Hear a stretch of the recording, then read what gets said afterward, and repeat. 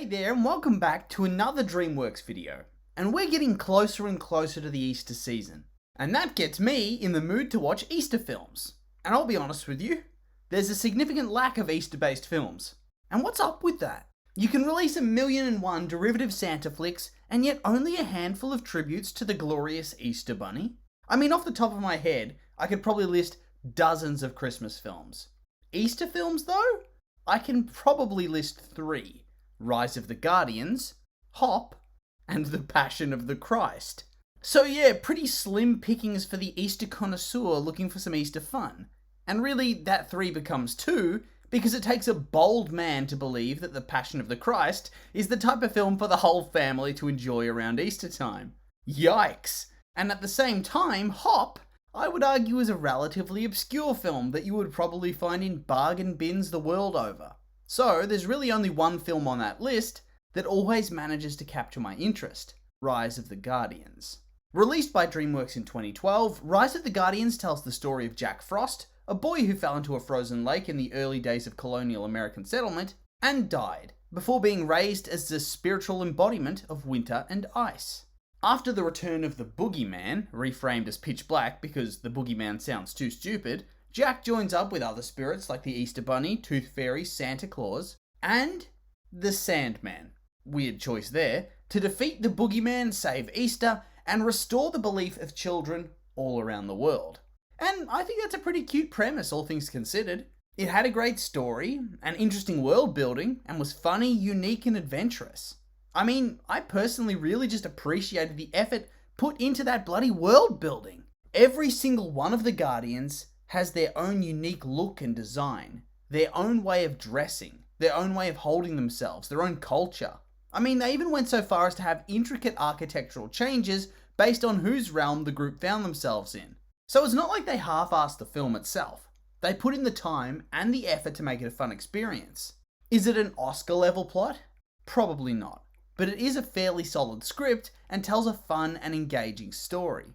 And on top of all of this, it has a fairly A-list cast. Chris Pine, Hugh Jackman, Alec Baldwin, Jude Law, Isla Fisher.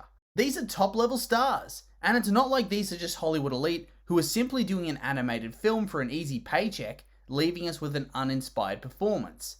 They give it their all, and in my view it paid off. Nobody in this film is trash. Everybody comes out of it looking good. And I think the majority of the world agreed, with the film currently sitting around 75% on Rotten Tomatoes, and with decent reviews by critics and audiences. And yet, here we are, a decade after its release. Here we have a franchise that seemed primed to explode into its own little cinematic universe. Maybe a sequel, maybe a trilogy. Dreamworks loves trilogies. They milk every last dollar out of these films. They simply can't walk away until the well runs dry. So what happened? Money happened. The film only grossed $306 million, off a budget of $145 million. And that, at first, doesn't seem that bad, right? I mean, it essentially doubled its budget. Surely they managed to turn a profit somehow from this. Until you realise that studios do not include marketing costs in their budgets at all, and they don't factor that sort of thing in with the numbers. And so, the film in fact ended up losing money overall, around $87 million. $87 million directly out of their pockets. And this caused big problems at Dreamworks because, frankly, they needed that money. It's not like film studios and companies just sit on fat stacks of cash. They have to pay people. Filmmaking is expensive as hell. I mean, they get huge chunks of film budgets from wealthy investors looking to turn a buck in profit. Those investors don't suddenly get to be ripped off because the film didn't earn enough money. They need to get paid by somebody, and that somebody is the studio.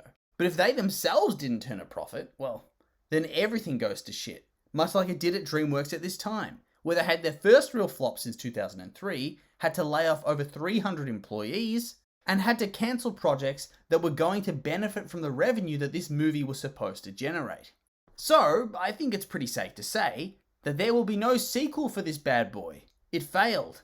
And my god, did it fail hard. Lives were ruined as a result of this film. Jobs were lost. It doesn't seem like a ringing endorsement that Dreamworks should continue with the franchise. Rather, they should kill it with fire. But now that we've seen that it truly did fail, I kind of want to know why. Why did it fail? Why was it such a commercial disappointment? And honestly, I think there are a few reasons, but none more so than this. It was dead right out of the gate because of the release of two films in particular. Skyfall, the most recent installment of the James Bond franchise at that time, which would go on to gross over $1 billion, and Twilight Breaking Dawn Part 2, the long-awaited conclusion to one of the most lucrative and popular young teen franchises of all time. And this also had a big box office run at $829 million. These are big, established franchises. They have an audience and a history. They're not some standalone animated flick looking to make a name for the franchise. They are the big franchise players, with huge advertising budgets and ravenous fans ready to devour the content. Fans that were already invested in the franchise and wanted to see more. A fan base whose demographics crossed the lines into the Rise of the Guardians fan base and siphoned away ticket sales and box office revenue, because people had to make that choice, and they were already invested in the big names, the names they'd seen before. Rise of the Guardians didn't have this. They didn't have the fans, or the history, or the prestige, or the goodwill. And plus, it was an Easter film. If it was about Christmas, I think there would have been that incentive to go and see it, and it could have competed against the big names. Because ultimately, Christmas has that mythology around it with Santa that Easter can't really compare to. And ultimately, I think that's why the film failed. It was given the impossible task of fighting against James Bond and Edward Cullen. Jack Frost never stood a chance. But anyway, that's the end of the video, and so now I want your opinions on all this.